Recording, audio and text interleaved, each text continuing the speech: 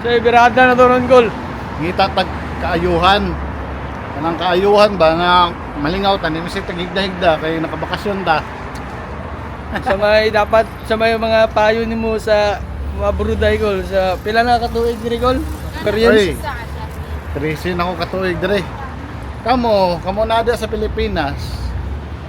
Sa una okay kay mga abroad, pero karon ayaw na magbisar mga abroad kay kanang nakita niyo sa Pilipinas kay dire, kung dire mga abroad kaya rin yung kita sa Pilipinas. Nakita pa niyo yung pamilya.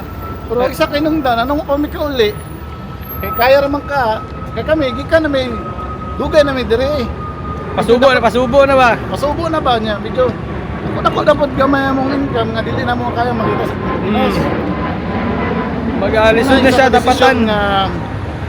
Sa pod nga wa pa may kauli, usa pa kana nga desisyon dili po na siya madali. Di siya Pero dali. kamo nag-desire mo nga mo ano. Isud jud kay kinabuhi diri karon. Hildo gamay dako expenses. Ang Bisag asa mo mga abroad. same lang na tanan. Oh, bisag abot ka mo Canada dia. Pariya lang na. Oras gyapon. Ang sweldo is standby pero ang palito nun kataas. So kung ikaw naka sa Pilipinas, okay lang imong income, lipay man ka diya, okay lang na. Pero kung gusto ka mo try og abroad, pwede. Kung gusto ka mag out of the box kay mo ang comfort zone, pwede na siya para mas mo Pwede ka taas mo ang abroad. mong knowledge. Karon na panahon. Pero kung nakay kwarta, ikaw naka sa Pilipinas, nakay kwarta pang abroad nga parang sorry lang nimo. Pasuloy ka may mong kwarta, kailangan. Pwede ko na, pero kung yung ka nga diri ka manarbaho, lisod kami tagtrabaho diri. Lisod, Sildo, gamay di tayo. lisod kay dili lang Pilipino mong kalaban dre, kalaban nimo mga Indiano, tanan iba-iba na lahi. So, dapat kung bago ka mo abroad, kung nakay plano, i-develop gid mong skills. Dili na pwede na bagong graduate ka, abroad din ka. Isod na siya makipagsapalaran. Ana lang na siyang laro dre, pare-pareha lang na tanan, bisan nasa pa ka. Wala na siyang advice. Mga advice sa mga sa tibay karaang sa damang ba? abroad ba, dre oh. Mga karaan na kayong damang diri. Nangugat na yun diri ba? Nitaas na ang buhok sa mga amigo. Pwede Aguilar.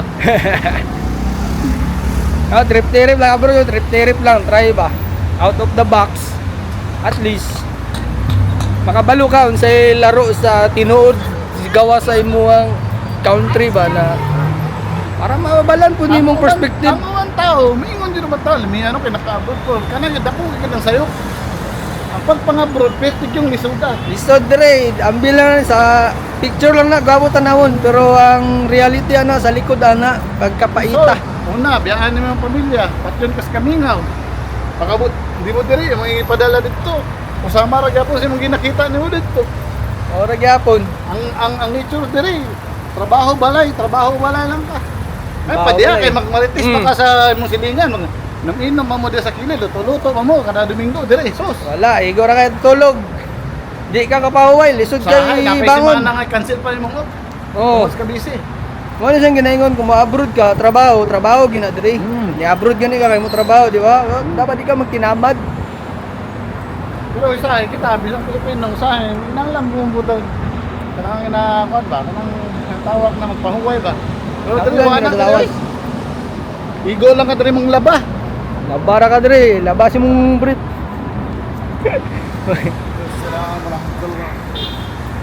Ay, kapait ya. Abroad gwapo, kwarta na ay kwarta. Ang problema kung imong kalipay ba, nalipay ba ka? Oo, gina importante Pili pili. kwarta, pero expenses po mo pamahala lang nga di ka mo kaon diri.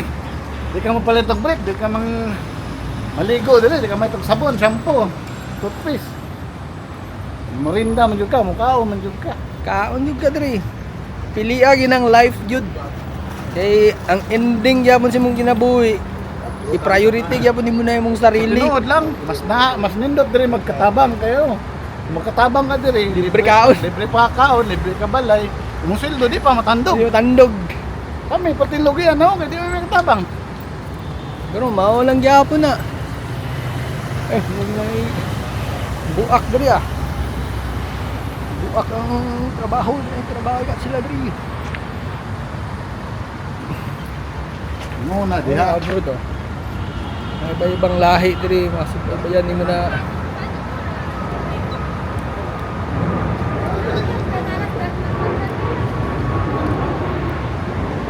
Wala na ron guys, trial lang niya mong video. Maayong hapon sa inyo diya sa Pilipinas. Bye.